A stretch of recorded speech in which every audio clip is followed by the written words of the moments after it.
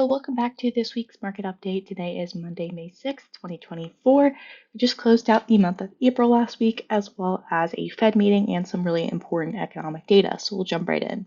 Last week was packed with a very important Federal Reserve meeting, jobs data, the ISM manufacturing and services PMIs, as well as a ton of earnings reports. But ultimately, we did see stocks end slightly higher for the week, with the NASDAQ Composite up 1.08%, the Dow up 0.75%, the Barclays Ag up 0.6%, and the S&P 500 up 0.23% for last week.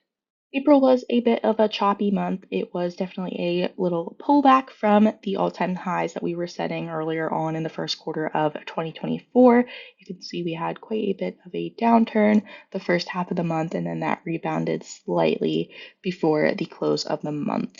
We saw the Barclays Ag down just a little bit less than 2%, and then we saw the S&P 500, the Dow, and the NASDAQ all close anywhere from 4 to 4.5% lower for the month of April.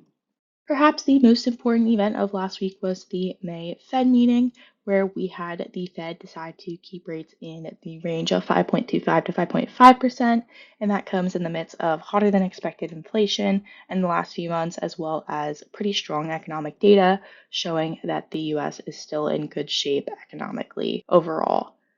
Then we also saw them decide to slow the pace of their balance sheet reduction starting in June, and that will shift towards a more accommodative stance. Still quite tight, still trying to reduce the money supply, but the pace of it will be slowing starting in June.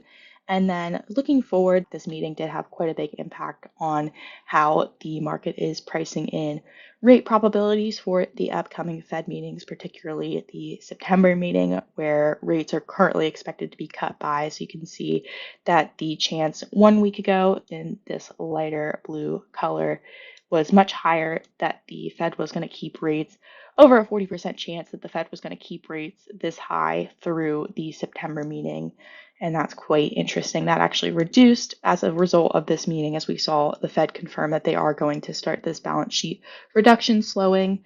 And we also saw the chances of one rate cut by that time that increased slightly. So the chance that there's no rate cut decreased, the chance that there's one rate cut increased, and then the chance that there's two rate cuts of 25 bips also increased. So overall, the Fed meeting kind of came as expected, but it did have some interesting impacts on how the market is pricing in future rates to come.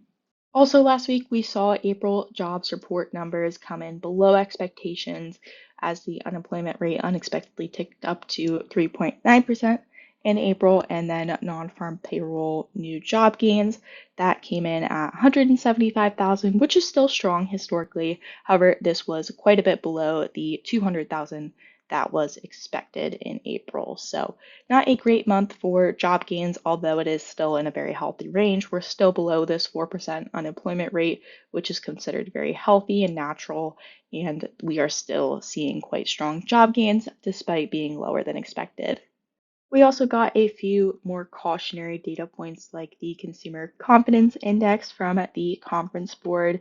And you can see here we've been in quite a bit of a down tick in recent months. Actually, April marked the third consecutive monthly decline, dropping from 103 in March to 97 in April. So that confirms a kind of shorter term downtrend and then also a longer term, slower downtrend in consumer confidence that we've been seeing since the end of 2021 as consumers got that big influx of stimulus money and how that's kind of been dropping off since.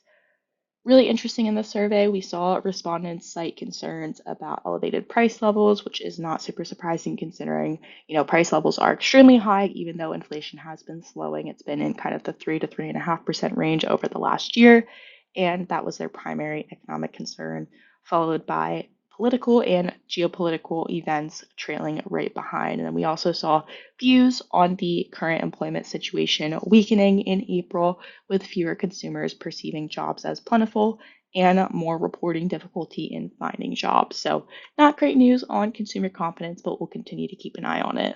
Both the ISM manufacturing and services indexes also came out last week, disappointing economists coming in below expectations. And so for the manufacturing PMI, we saw that come in at 49.2, which marks the end of this very short-lived 1 month period of expansion in this manufacturing PMI that we saw in March, just last month. That has been decreased to 49.2 in the index, showing that this 1 month of increase seems to just be a blip in the data, one really strong month in the manufacturing sector, but overall we're seeing just a continual sluggishness in the manufacturing sector as a whole. A final data point from last week comes from the ISM Services Index, coming in even more so below the expectations, just like the manufacturing index. So we saw it come in at 49.4 for the month of April compared to the 52 that was expected. And ultimately, the biggest significance of this big miss is that it marks the first month of contraction since the end of 2022 in December here.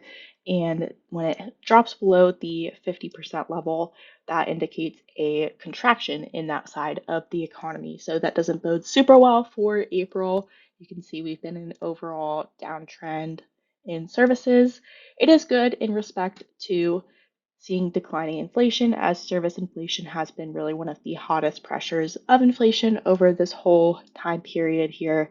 But it does not bode well for working in the service side of the economy, as well as just overall economic activity, as the service sector makes up the largest segment of the total economy, of total GDP, and employs the majority of the American workforce. Overall, it was a very eventful week. We appreciate you tuning in, staying updated with the news, and we look forward to seeing you next week. The information you have heard is the view of Synergy Asset Management as of the date of publication. These views and opinions are subject to change without notice. Investors should not act on any recommendation, express or implied, or information in this material without obtaining specific advice from their financial advisors and should not rely on information herein as the primary basis for their investment decisions. Information contained herein is based on data obtained from publicly recognized sources and is believed to be reliable and is not expected to be updated after initial publication. This information has not been independently verified, and Synergy makes no representations or warranties as to its accuracy. The material has been prepared solely for informational, educational, and market commentary purposes and is not a solicitation of advisory services or an offer to buy or sell any security or to participate in any trading strategy.